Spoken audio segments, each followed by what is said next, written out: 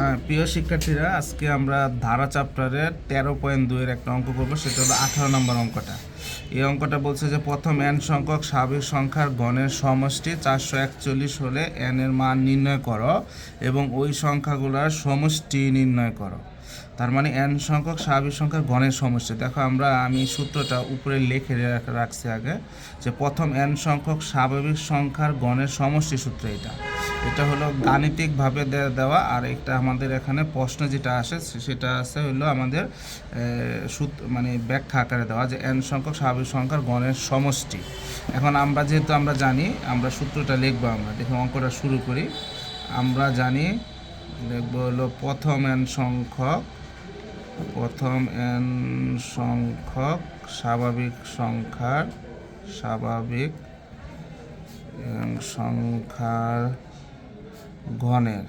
গণের আমরা যে সমষ্টিটা, সেই সমষ্টির সূত্রটা আমরা লিখব।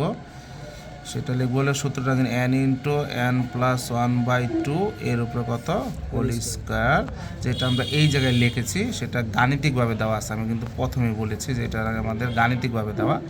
আর এটা আমাদের সূত্রটা লিখে ফেললাম, যে প্রথম n সংখ্যা স্বাভাবিক সংখ্যা গণের সমষ্টি। আর এই যে স্বাভাবিক সংখ্যা যে গণের সমষ্টি, এটার মান কিন্তু ওরা আমাকে দিয়ে দিচ্ছে, প্রশ্নে উল্লেখ করা আছে 441। তার মানে আমি তাহলে প্রশ্ন মতে বা শর্ত মতে আমি লিখতে পারি, প্রশ্ন মতে n সংখ্যার যে সমষ্টি n ইন্টু n প্লাস 1/2 এর উপরে whole square is equal to 441।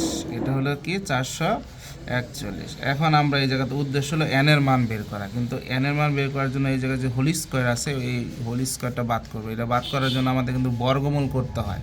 কি করতে হয়? বর্গমূল। এই বর্গমূল করার নিয়মটা হলো, আমরা সেটা দেখাই দিতে পারি, না দেখাইলেও হবে। সেটা হলো এইটা আমি দেখাই দিলাম, যে উভয় পক্ষে আমি কি করে পাই, বর্গমূল করে পাই। উভয় পক্ষে কি করে, এখন বর্গমূলের কারণে কিন্তু রুটটা কি হয়ে যায়, বাদ হয়ে যায়। যদি বাদ হয়ে গেলে থাকে n into n plus 1/2 is equal two এই 441। যদি আমরা সায়েন্টিফিক ক্যালকুলেটর এটা করি, আমরা এটার বর্গমূল আসবে হলো 21। কি আসবে? 21 আসবে। দেখো সবাই, 21 আসার পর এই জায়গায় একটা কাজ করবো, এটার সাথে আমরা আর গুণ করবো, যেটা বলে আর গুণন। এই 21-এর নিচে কিন্তু মনে মনে 1 আছে, আমরা এই পাশে আগে গুণ করবো, তারপরে এই পাশ করবো। এক পাশ করলেই হয়। তবে আমরা যেহেতু n এর মান বের করবো, এটা আমি বাম সাইডে রাখার জন্য এই কাজটা করবো। আমরা 21-এর নিচে 1 আছে, 1 দিয়ে এটা গুণ করলে হবে n ইন্টু n প্লাস 1 আর ইজ ইকুয়াল টু 21-এর সাথে যদি আমরা 2 গুণ করে দিলে কত হবে, 42 বা 42, আমরা যা বলতে পারি। তারপরে আমরা নেব, এখন এই জায়গায় আমরা একটা গুণ করে দেবো, এটার সাথে এটা গুণ করলে n স্কোয়ার প্লাস কত n 42। যেহেতু আমরা ডান দিক ছিল, এটা বাম পাশে পক্ষান্তর করব। এর পক্ষান্তর করলে আমরা জানি সাইন চেঞ্জ হয়ে যায়, আর এই পাশে কি থাকবে, 0। এখন আমরা যেটা কাজ করবো, এটা আমরা মিডল টার্ম করবো আর কি, মিডল ফ্যাক্টর। এখন যদি করতে যাই, তাহলে আমরা এই nটারে এরকম দুইটা সংখ্যা ভাঙাবো, যার যোগ বিয়োগ করলে জানি একটা n হয় এবং গুণ করলে জানি 42 হয়। তাহলে কোন সংখ্যাটা নিলে এটা হয়, স্বাভাবিকভাবে বোঝা যাচ্ছে 6 সাথে কী হয়, 42। তার মানে n square plus 7n minus 6n minus 42 is equal to 0। এখন দেখো সবাই, আমরা এই দুইটা থেকে কমন গেলে যা থাকে, ঠিক পরে দুইটা থেকে কমন গেলে একই সংখ্যা হবে। এইরকম আমরা একটা সংখ্যা কমন নেব, এই অংশটা দেখো তো। এটা যদি কমনে থাকে কত, n ইন্টু n প্লাস কত থাকে 7, আর মাইনাস 6 যদি কমনে থাকে কত, n প্লাস কত 7 ইজ ইকুয়াল টু 0। দেখো এই জায়গা থেকে এখন দেখো প্রতিটার মধ্যে এই জায়গায় n প্লাস 7 আছে, এই জায়গায় কী আছে, n প্লাস 7 আছে। তখন আমরা n প্লাস 7টা যদি কমন নিই, তাহলে আমাদের থাকতেছে হলো n minus 6 is equal to কত হয়, 0। তার মানে এখন আমরা লিখতে পারি n প্লাস 7 ইকুয়াল টু 0, আবার n minus 6 is equal two কি, 0। তখন আমি এই পেজটা, আমার ওই পেজে যেতে হবে, আমরা পেজটা চেঞ্জ করতে চাচ্ছি। এটা দেখো, তাহলে আমরা লিখবো এখন হয় n plus 7 is equal to কত, 0। That means n is equal to কত, মাইনাস 7।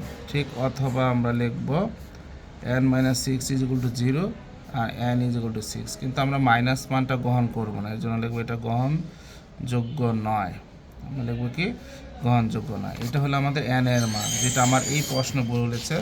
দেখো সবাই একটু, আমাদের যেহেতু এই জায়গায় বলেছে n এর মান নির্ণয় করতে বলছে, এটা আমরা কিন্তু ওকে করে ফেলাম। এই অঙ্কটা কিন্তু আরেকটা অংশ আছে, সেটা বলছে ওই সংখ্যাগুলোর কি সমষ্টি।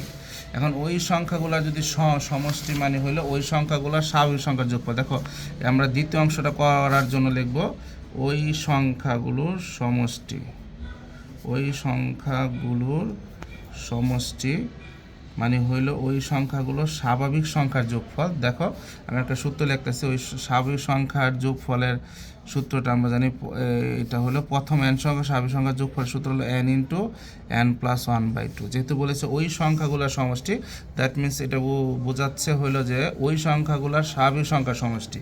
তাহলে ওই সংখ্যাগুলোর সমষ্টির সূত্রটা হবে n ইন্টু কত, n প্লাস 1/কত 2। আর যেহেতু আমরা এই জায়গায় n এর মান 6 পেয়েছি, এই 6টা আমরা বসাই দেবো। তাহলে 6 ইন্টু 6 প্লাস 1 বাই হলো 2। তার মানে আমরা যদি এটা কাটাকাটি করি 3 আর গুণন হলো 3 দুগুণে 6 আর 7 আর 1 যদি যোগ, 6 আর 1 যদি যোগ করে কত হয় 7, আর 3 7 কি হয় 21। এটা আমাদের অ্যান্সার।